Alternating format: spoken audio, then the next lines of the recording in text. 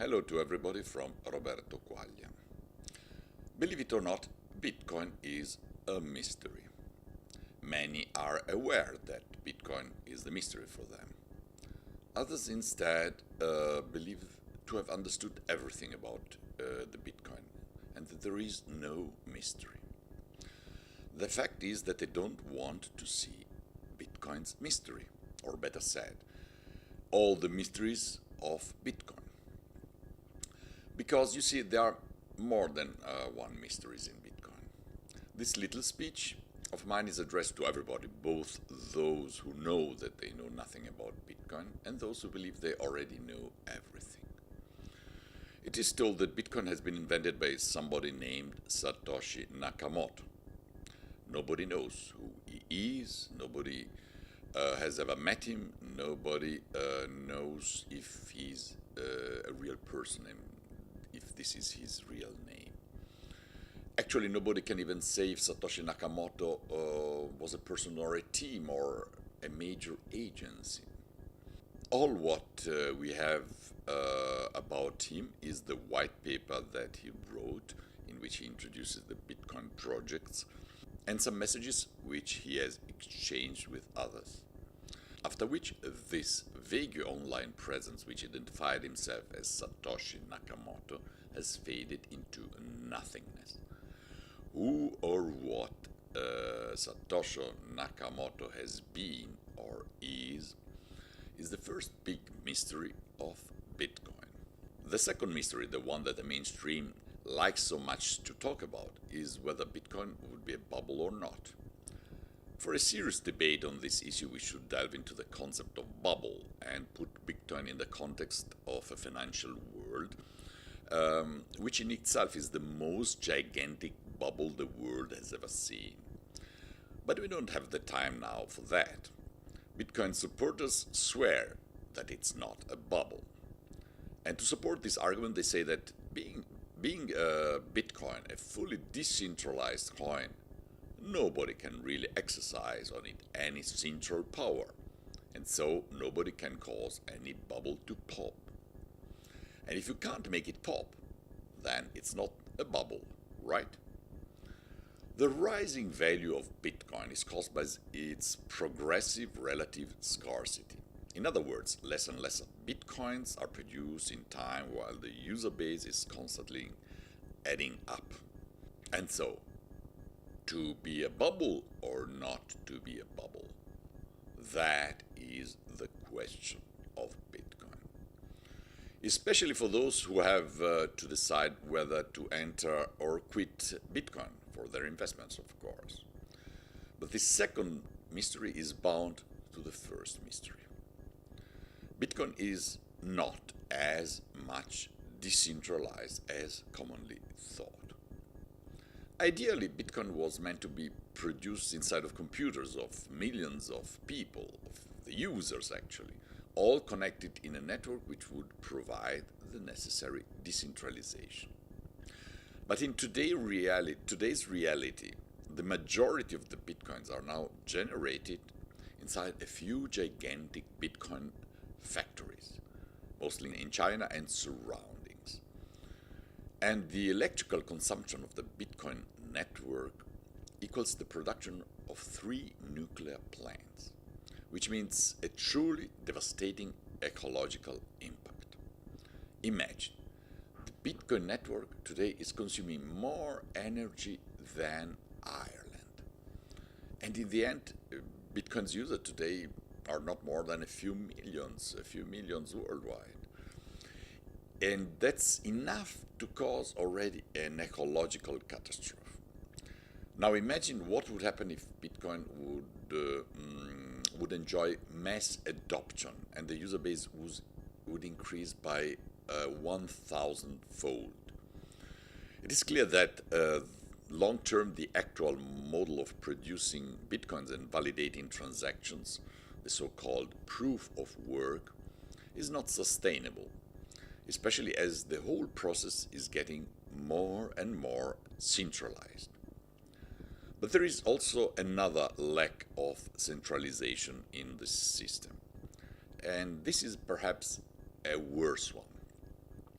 Today, approximately 16.6 million bitcoins exist, and it is assumed that at least one of these million bitcoins is owned by phantomatic Satoshi Nakamoto, who has generated them in the very early days when almost nobody was interested in his invention. It's almost an insta-mine in a way, as it's known in the jargon. At actual prices, this million of bitcoins is over 10 billion of US dollars worth. I'm speaking about billions, not millions. Well, blockchain experts are telling us that this million of Bitcoin is still there at its place in the blockchain. Good old Satoshi never have spent them. This is, of course, extremely weird. In fact, this is another mystery of Bitcoin. With $10 billion, you can do a lot of funny things, or you can do a lot of great things, or you can do a lot of charity. What would you do with 10 billion of dollars? You would just stay idle? Everybody would do something with $10 billion, each one according to their own inclinations. So it's quite a mystery that a person which happens to own 10 billion of dollars is never even tempted to use them somehow. If, of course, Satoshi Nakamoto is really only a person and not, for instance, an agency. But whoever Satoshi Nakamoto might be, as he owns 5% of all now existing coins, he is in fact the majority shareholder of Bitcoin. And as such, he can decide Bitcoin's fate, despite its supposed decentralization, which in fact, as we see, it's only theoretical. This is a fact that gets systematically overlooked by Bitcoin's fans. And don't get me wrong, I'm a Bitcoin fan myself, but unlike others, I don't get blinded by love, nor I'm getting mesmerized by messiahs, by salvific characters who actually are making me wary. Yes, now Satoshi Nakamoto is seen as a sacred icon in Bitcoin's world. And sacred things are known to dry out critical thinking. Satoshi Nakamoto then as a nouvelle Santa Claus, but also as a new Jesus Christ, as a humble Messiah who came down among the humans to perform the miracle of the multiplication of the coins and the money, inspired by pure transcendental goodness, without whatsoever any personal interest. This is nowadays the impressionistic belief which we can find among the depths of this cult. Perhaps because I'm less religious than average, but I can't really trust messiahs, and neither the transcendent one nor the transcendental ones. This doesn't mean that I know the truth which is hidden behind this big mystery, but I'm very aware that I don't know it. For me, that's a known unknown. In other words, I very well know that I don't know. For the majority of the enthusiastic Bitcoin evangelists, that is an unknown unknown. They don't know, and they don't want to know that they don't know.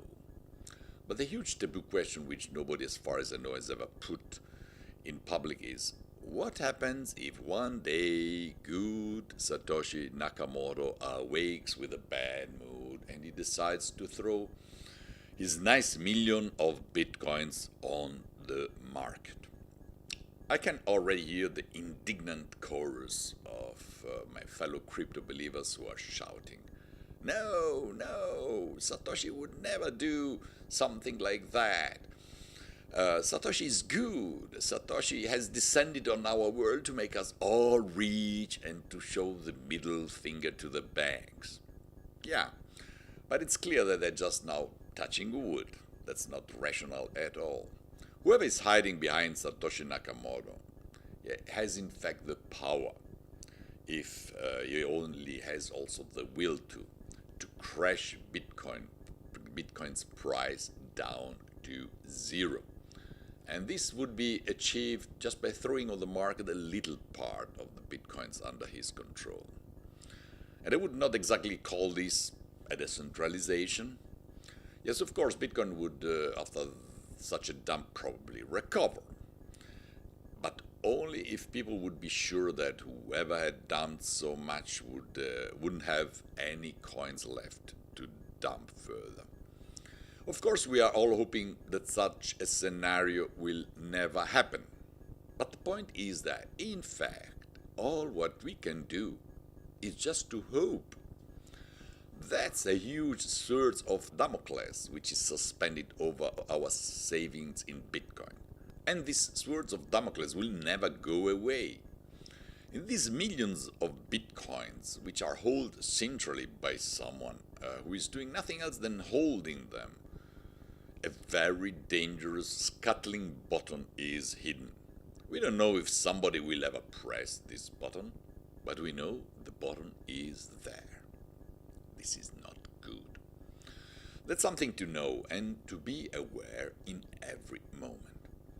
A popular way of saying within the cryptocurrency community tells, never invest in cryptos more than you can afford to lose.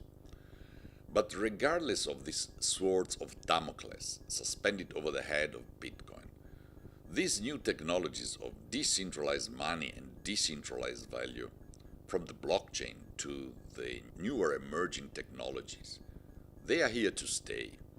And even if Bitcoin should one day turn out to be mortal, as everything is mortal in this world, other cryptocurrencies and crypto tools will take its place.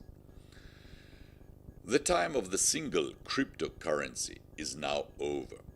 The future of cryptocurrencies will increasingly be an ecosystem of more and more heterogeneous, in which the keyword for investors will be diversification. For this reason, from today on, I'm starting on this new YouTube channel of mine a series of short videos where I will introduce some of the newest or the best or most popular cryptocurrencies getting born or already thriving in a complex and dynamic realm.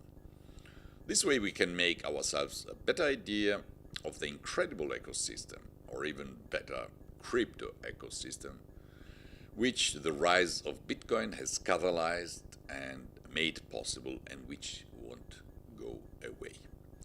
Therefore, now please click to follow this YouTube channel and invite also your friends to follow it as well. As soon as we will have enough public, the show will begin. Bye bye from Roberto Quaglia, or actually crypto bye bye.